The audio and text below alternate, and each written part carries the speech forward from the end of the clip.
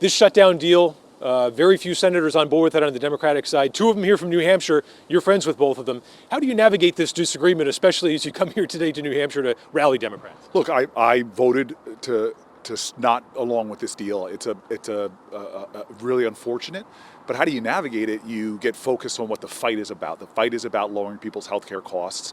While the Trump administration is skyrocketing healthcare costs for people in New Hampshire, you focus on it by fighting to lower grocery costs, by fighting to lower fuel costs.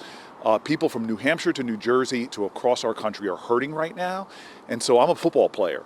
That was the last play. We need to get back in the huddle, tighten our chin straps, and go back to work to score points for the American people who are desperate right now for someone who will fight for them. And it's time for us to stand up and fight harder now. You know, you were a mayor, so you've held the accountability, you've held the responsibility of keeping people safe, of doing these basics for people with government. You know, the question has to be asked, to continue the government shutdown, that's a lot of dysfunction compounding upon the American people. Why would that have been worth it? Well, again, Donald Trump controls the White House, the House of Representatives, and the United States Senate. We never had a shutdown under the last administration because they brought all the parties together and negotiated a way forward. Donald Trump, his arrogance, he was unwilling to even sit down at the table with us. He said, my way or the highway. Republicans in this advanced form of yoga were willing to bend over backwards and do what he said. But what he is doing, what they are doing, is gutting food programs, gutting health care in order to give tax cuts to billionaires. Well, we in the Senate have the only check on his power. The founders wanted us to be checks and balances. But this was not that. This was a guy with authoritarian bents that said, I'm going to roll you over. I believe the American public wanted us to stand strong. And so now that this chapter is behind us, we need to stand up now and stand strong together. We do not need division.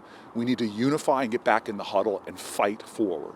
You're facing an attack ad here in New Hampshire today over your support for Israel. It's been airing on television.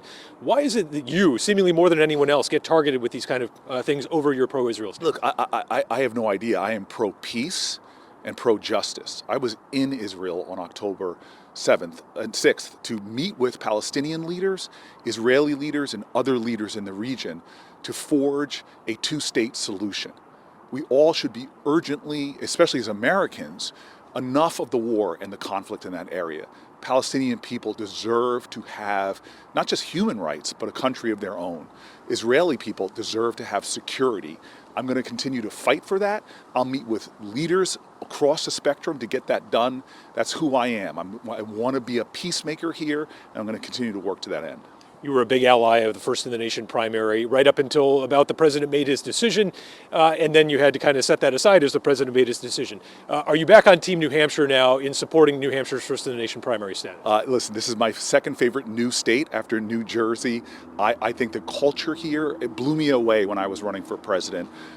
There's something special here in New Hampshire. I support their efforts to be the First in the Nation primary.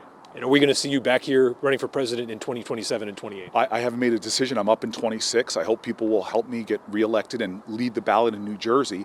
But I will be a backup here because your 26 race, like New Jersey's 26 race, is vitally important. Your whole ballot, from your governor's seat to the United States Senate seat, to the House seats, to the state legislature, which is going to be one of the more important state legislative battles. So I'm going to do everything I need to do for New Jersey, but I'm going to be up here fighting for New Hampshire as well. And I'm hoping everybody in this nation understands that we're all interwoven and connected. What happens in New Hampshire is important to what happens in New Jersey. We need that Senate seat. What happens across this country, we are one nation under God. So you will see me back up here fighting for justice here. Senator, thank you. Thank you.